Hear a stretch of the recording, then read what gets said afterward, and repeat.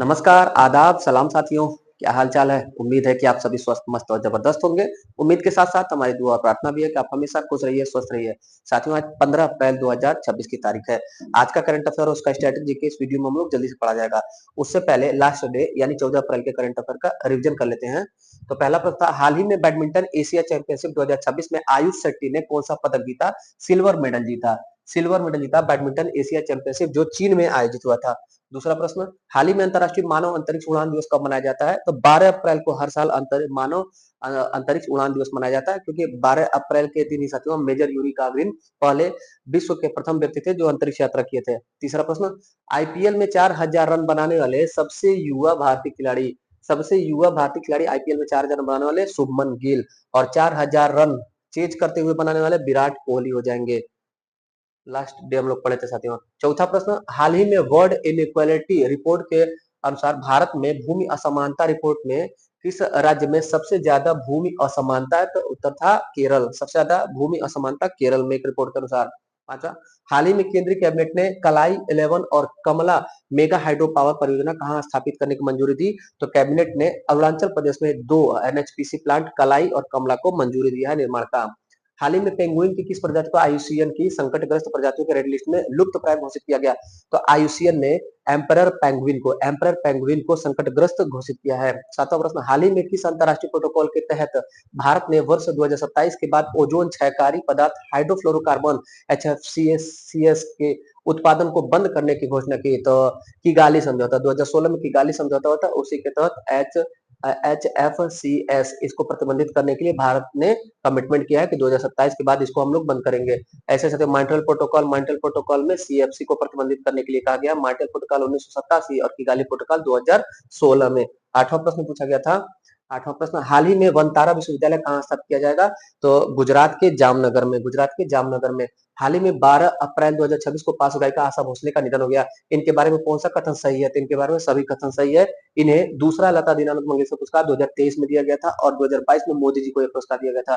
पहला गीत इनका था सावन आया 1948 में फिल्म चुनरिया का। 2000 में इनको फिल्म जगत का भारत का सबसे बड़ा पुरस्कार दादा साहब फाल्के पुरस्कार प्रदान किया गया। ये था साथियों लास्ट डे का 14 अप्रैल का रिवीजन। अब पढ़ते हैं आज का 15 अप्रैल का करंट अफेयर। पहला प्रश्न, विश्व पार्किंसन दिवस हाल ही में कब मनाया गया? विश्व पार्किंसन दिवस बीमारी है साथियों, इस बीमारी की जागरूकता के लिए हर साल 11 अप्रैल को मनाया जाता है विश्व पार्किंसन दिवस। लीडिंग ट्रिमर्स और एरिया अफेक्टेड ट्रिमर्स, यहाँ कंपन, हाथ में कंपन और एरिया अफेक्टेड माइंड का। देखिएगा क्या होता है ये। हर साल 11 अप्रैल को विश्व पार्किंसन दिवस मनाया जाता है ताकि लोगों को पार्किंसंस बीमारी के प्रति जागरूक किया जाए। यह एक दिमाग से जुड़ी बीमारी है जिसमें शरीर की हरकतें धीरे-धीरे प्रभावित होने लगती है। अभी देखेंगे क्या होता है, इमेज दिखाते हैं आपको। उससे पहले साथियों पढ़िए होता क्या है। पार्किंसंस एक प्रोग्रेसिव न्यूरोलॉजिकल तंत्रिका विकार है, न्यूरो सिस्टम का एक बीमारी है जो मुख्य रूप से शरीर की गतिशीलता, जो मूवमेंट होता है और समन्वय कोऑर्डिनेशन होता है, उसको प्रभावित कर देता है। यह मस्तिष्क में डोपामाइन नामक केमिकल न बनने की वजह से होता है। डोपामाइन केमिकल न बनता है, नहीं बनता है, इसी से कोशिकाएं नष्ट होने लगती है, जिससे कंपन, ट्रिमर होने लगता है और धीमी गति होती है, मांसपेशियों में अकड़न होने लगता है और शरीर संतुलित नहीं हो पाता है। शरीर अपना संतुलन खोने लगता है और ऐसे हो जाता है, बॉडी सी बन जाता है, बैक रिजिड हो जाता है, कंपन हाथ में होने लगता है। मेन क्या है, मेन चीज है ट्रिगर यहाँ पर। ये अफेक्टेड एरिया जो है ये ब्रेन है। ब्रेन से जब डोपामाइन, जो हमेशा हम खुश रहते हैं, स्वस्थ रहते हैं, जब खुश रहते हैं तभी स्वस्थ रहते हैं, उसका कारण यही है कि आप ज्यादा से ज्यादा कोशिश करिए कि खुश रहिए, हंसिए, दोस्तों से मिलिए, लोगों से मिलिए, ज्यादा से ज्यादा प्रसन्न रहिए। खास तौर पे अपने सोसाइटी में, समाज में जो 50 साल से ऊपर के आपके पिताजी, चाचा जी, दादाजी कोई भी है, तो उनको कोशिश करिए कि उनको थोड़ा सा मनोरंजन कराए, एंटरटेन कराए, बच्चों के साथ उनको ले जाइए ताकि वो खुश रहे। जब वो खुश होंगे तो उनके माइंड से डोपामाइन केमिकल बनेगा, तो उनको यह बीमारी की संभावना कम हो जाएगी। अगला क्वेश्चन देखते हैं। ये पहला क्वेश्चन था। दूसरा प्रश्न क्या पूछा गया है? दूसरा प्रश्न, इराक का नया राष्ट्रपति हाल ही में किसे चुना गया? इराक में अभी हाल ही में प्रेसिडेंशियल चुनाव हो गया, इसमें निजार अमेदी को राष्ट्रपति चुना गया। ठीक है, निजार अमेदी इराक देश के नए राष्ट्रपति हैं निजार मेहदी। निजार मेहदी को इराक का नया राष्ट्रपति चुना गया। ये पहले पर्यावरण मंत्री थे, इन्वायरमेंट मिनिस्टर थे इराक के। इराक के बारे में जीके देखिएगा। इराक का प्राचीन सभ्यता था मेसोपोटामिया की सभ्यता। मेसोपोटामिया की सभ्यता किस देश की? इराक की सभ्यता।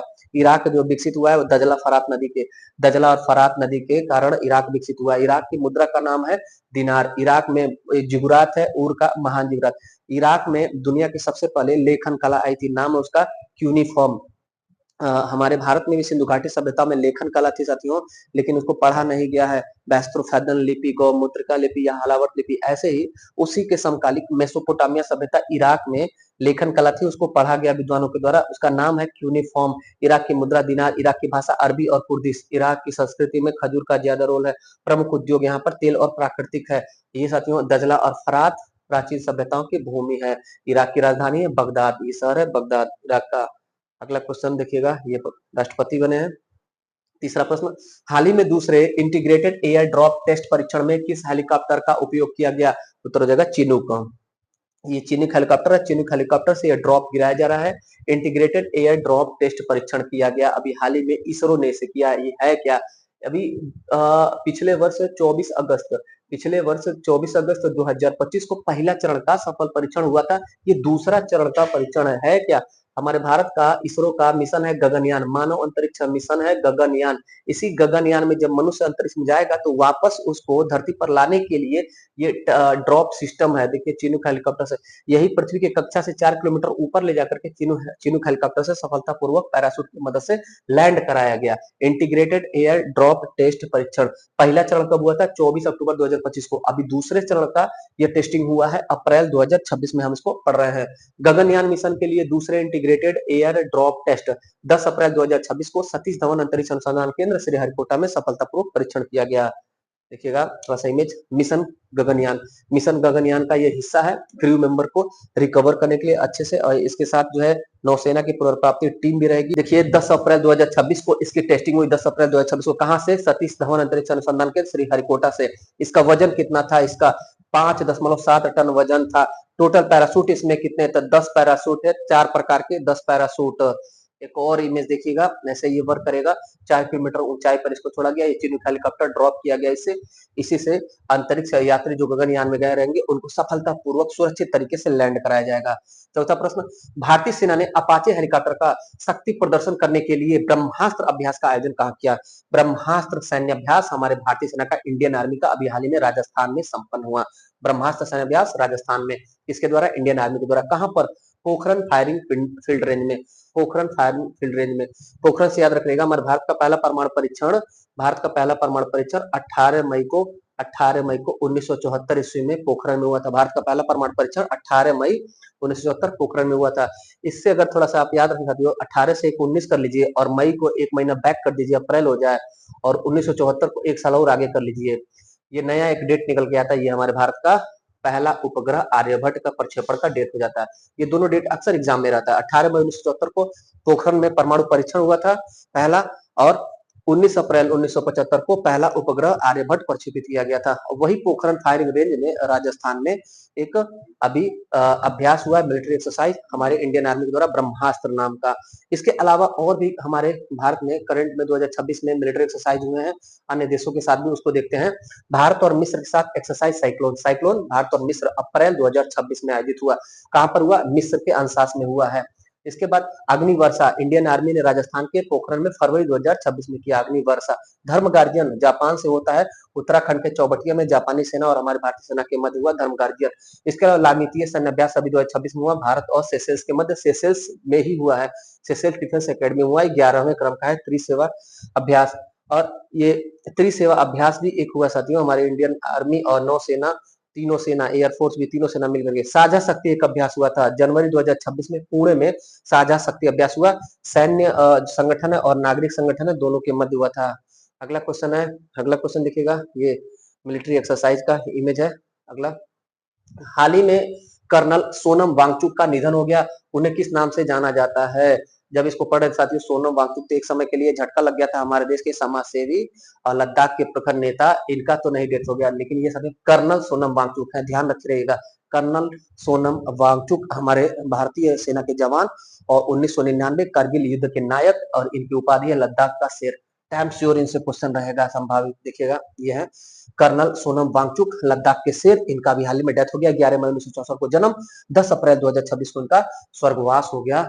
कर्नल सोनम वांगचुक भारतीय सेना के बहादुर अधिकारी थे, उन्हें लद्दाख का शेर कहा जाता था। 10 अप्रैल 2026 को 61 वर्ष की आयु में उनका निधन हो गया। देखिएगा इनको महावीर चक्र पुरस्कार मिला था। महावीर चक्र, ये ध्यान रखना है, कौन सा सम्मान इनको मिला था? महावीर चक्र मिला था। महावीर चक्र 1980 से 90 सेना में इन्होंने ड्यूटी दिया था। 1999 में कारगिल युद्ध में इन्होंने वीरता दिखाई थी, और 2000 से लेकर 2010 तक हमारे इंडियन आर्मी में वरिष्ठ नेतृत्व करता रहे थे। और इसके अलावा साथियों इनको महावीर चक्र मिला है, वीरता का प्रतीक भी सम्मान मिला है। दो सम्मान महत्वपूर्ण है, महावीर चक्र और वीरता का प्रतीक। और दूसरा चीज, इनका उपाधि लद्दाख का शेर इनको कहा जाता है, और लद्दाख स्काउट्स और भारतीय सेना का गौरव के रूप में इन्हें जाना जाता है। अगला क्वेश्चन देखिएगा, ये इनकी तस्वीर है, कर्नल सोनम वांगचुक, महावीर चक्र, महावीर चक्र। अगला प्रश्न क्या है? छठा प्रश्न, किस देश की लारा कार्डोसो की T20 अंतरराष्ट्रीय की एक पारी में 9 विकेट लेने वाली दुनिया की पहली महिला खिलाड़ी बनी? T20 इंटरनेशनल क्रिकेट में लारा कार्डोसो ने एक ही पारी में 9 विकेट ले लिया, कीर्तिमान हासिल कर लिया। ये है रहने वाली ब्राजील की खिलाड़ी है, फोटो है लारा कार्डोसो, ब्राजील की खिलाड़ी है। लारा कार्डोस ब्राजील की 21 साल की तेज गेंदबाज है। उन्होंने 3 ओवर में 4 रन देकर के 9 विकेट लिया। लगातार 5 गेंदों पे 5 बल्लेबाज को इन्होंने आउट किया है। कहां से? ब्राजील से है। तो ब्राजील का देखिएगा स्ट्रेटेजी। ब्राजील साथियों दुनिया का 5वां जनसंख्या की दृष्टि से और दुनिया का 5वां क्षेत्रफल की दृष्टि से देश है। ब्राजील में अमेजन बेसिन है, अमेजन नदी क्षेत्र है, वो दुनिया का फेफड़ा उसको कहा जाता है, क्योंकि सर्वाधिक जैव विविधता अमेजन घाटी क्षेत्र में ही है। दुनिया की सबसे लंबी नदी पूछा जाए तो नील नदी होता है, लेकिन दुनिया की सबसे चौड़ी सबसे बड़ी नदी तो यहीं पर है, ब्राजील में अमेजन नदी।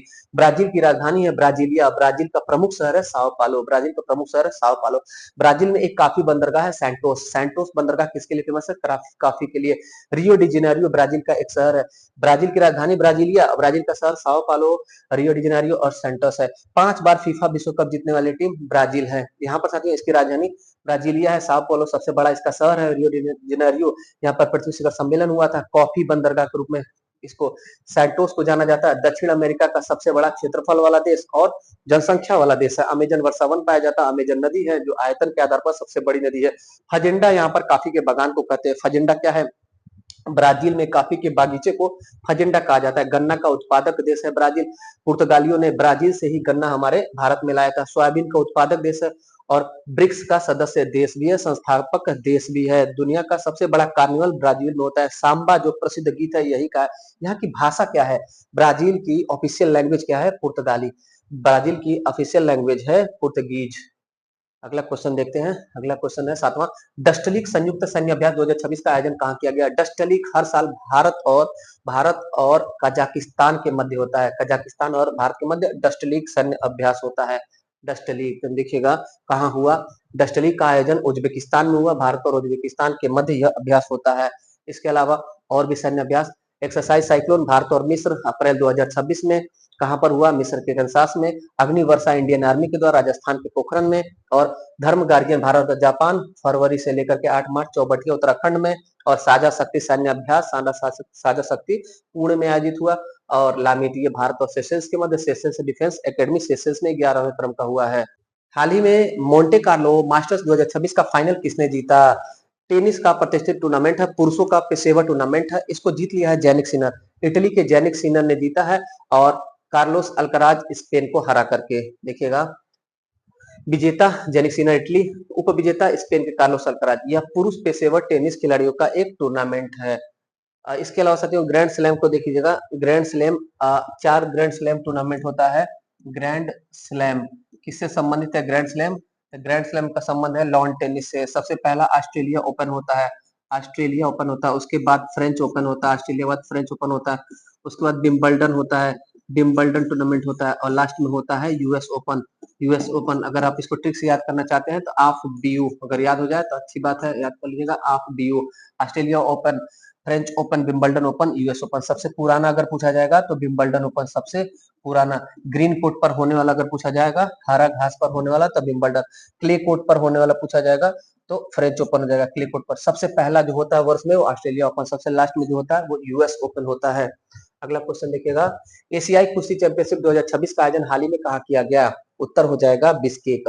किर्गिस्तान की राजधानी बिश्केक में एशियाई कुश्ती चैंपियनशिप 2026 का आयोजन हुआ है। इसमें हमारी भारतीय टीम ने 17 मेडल जीता है, 2 गोल्ड मेडल आया है, 6 रजत मेडल और 9 जो है कांस्य पदक आया है। तो 2 जो स्वर्ण पदक विजेता है उनका नाम महत्वपूर्ण हो जाता है।